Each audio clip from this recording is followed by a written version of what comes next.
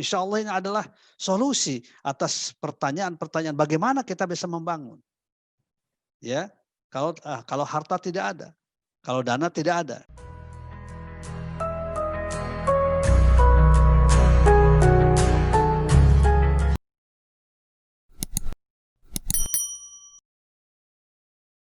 Salah satu perbedaan yang sangat mencolok ya antara ekonomi syariah dengan ekonomi kapitalis, ekonomi ribawi adalah berkaitan dengan konsep harta, konsep tentang harta, konsep tentang al-mal.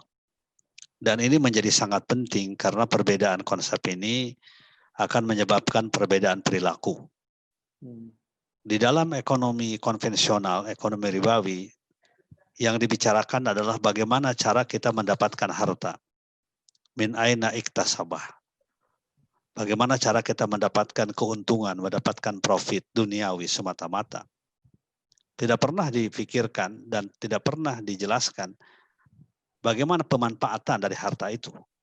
Makanya orang berlomba mencari harta, memperbanyak tabungannya, memperbanyak uangnya, tetapi tidak jelas untuk apa uang itu digunakan. Karena memang konsepnya tidak ada.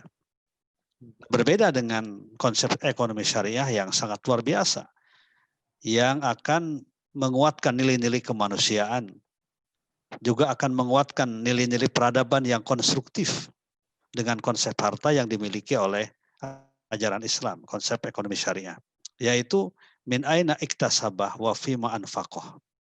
Bagaimana cara kita mendapatkannya dan bagaimana cara kita memanfaatkannya. Jadi dua hal ini adalah satu kesatuan yang tidak dipisahkan. Bahkan yang akan ditanya oleh Allah nanti di akhirat itu, harta itu ya dua ini. Kan ada 4 ya yang akan ditanya langsung oleh Allah Subhanahu wa taala. Ketika kita berhadapan dengannya, dengan Allah Subhanahu wa taala hari akhir nanti. Lan tazula qadama 'abdin yaumal qiyamah hatta yus'ala an arba'in. Tidak akan pernah bergeser ya kaki-kaki seseorang manusia di hadapan Allah sehingga ditanya 4 hal. Ya, an umrihi fi ma'afnah. Ya, tentang umurnya, usia dipergunakan untuk apa? Wa an syababihi fi ma'ablah. Tentang masa mudanya dipergunakan untuk apa? Wa an malihi, tentang hartanya. Min aina iktasabah wa fi ma'anfaqah. Bagaimana cara mendapatkannya dan bagaimana cara memanfaatkannya. Mendapatkan dan memanfaatkan. Dua hal yang tidak bisa dipisahkan. Dan yang terakhir adalah wa an ilmihi fima ma'amila bihi. Dan yang keempat adalah tentang ilmu dipergunakan untuk apa. Nah, oleh karena itu ketika kita berbicara wakaf, ketika kita berbicara zakat, ketika kita berbicara infak, kita pun juga sebenarnya bicara min aina iktasabah. Karena tidak mungkin kita akan bisa memberikan zakat yang benar, yang baik, ya, kemudian juga infak yang benar, wakaf juga yang benar, tidak mungkin tanpa memperhatikan min aina iktasabah. Karena ada korelasinya, ya. Allah itu zat yang maha suci, maha bersih, maha agung, maha mulia. Tidak akan menerima ibadah apapun kecuali sesuatu yang suci, sesuatu yang benar cara mendapatkannya. Innallaha thayyibun la yaqbalu illa thayyiban. Allah zat yang maha suci, ya, maha bersih, tidak akan menerima kecuali dari sesuatu yang bersih. Nah, oleh karena itu kita bicara zakat, infak, bicara wakaf sebenarnya bicara tentang kebersihan. Berbicara tentang thayyib, ya, hal yang thayyib dalam usaha kita, dalam kerja kita. Ya. Oleh karena itu kalau ini kita terus-menerus sosialisasikan, wakaf ini sebenarnya adalah sedang memperbaiki akhlak manusia. Memperbaiki akhlak bangsa yang berkaitan dengan harta. Ya, supaya negara kita bersih dari perilaku-perilaku kotor. Ya, dari perilaku-perilaku yang tidak menyehatkan. Dari perilaku-perilaku yang merusak, dari perilaku-perilaku fasad. Ya. Ketika kita bicara wakaf, ketika kita bicara zakat, maka ini harus terus-menerus kita sosialisasikan. Bukan semata-mata kepentingan bagi pembangunan institusi yang kita miliki, tapi juga bagi pembangunan akhlak bangsa. Ya, akhlak bangsa ini harus kita bangun dengan membersihkan cara mendapatkan harta dan memanfaatkannya dengan sebaik-baiknya. Min aina iktasabah wa fima anfaqah. Ya. Kalau cara mendapatkannya kan mudah sekali. Konsepnya mudah, tetapi pelaksanaannya memerlukan jihad, pengorbanan, kesungguhan, mujahadah. Ya, perhatikan oleh engkau apa yang dilarang. Di luar itu boleh dilakukan. Itu dalam harta, dalam muamalah. Perhatikan apa yang dilarang, perhatikan apa yang tidak boleh, di luar itu boleh dilakukan. Beda dengan konsep ibadah. Ibadah mahdoh. Perhatikan yang diperintahkan, tidak boleh melakukan selain yang diperintahkan. Nah itu ya. Nah oleh karena itu sekali lagi, wakaf ini bagian dari itu. Harus terus-menerus kita apakan, kita sosialisasikan, kita serukan, kita ajak masyarakat ya untuk berwakaf, mewakafkan sebagian harta yang kita miliki. Karena wakaf itu justru akan memberikan keabadian dalam usia kita. Walaupun usia kita 50 tahun, 60 tahun, 70 tahun, tapi akan ada usia abadi. Usia abadi itulah usia dari sedekah jariyah wakaf itu. Ya, bahkan dijanjikan orang yang suka berwakaf ya dengan harta yang terbaiknya, maka dia akan mendapatkan surga. Surat Ali Imran menjelaskan lan tanalul birra hatta tunfiqu mimma tuhibbun. Kalian tidak akan pernah mendapatkan kebaikan sehingga kalian mau menginfakkan. Nah, sebagian umat tafsir menginfakkan di situ adalah mewakafkan. Ya, sehingga kalian mewakafkan harta yang kalian cintai, harta yang kalian cintai. Ya, mimma tuhibbun.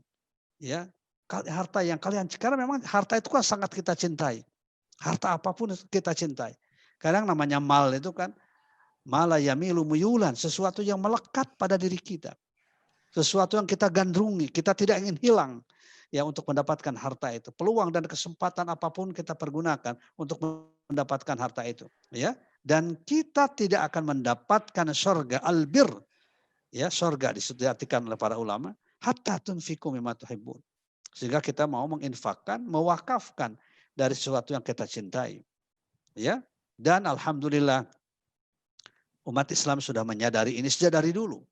Sehingga sebagian besar institusi-institusi yang dimiliki, terutama institusi pendidikan, ya, institusi keagamaan, itu hampir semua kalau tidak dari dana zakat, infak, sodako biasa, atau juga dari dana wakaf.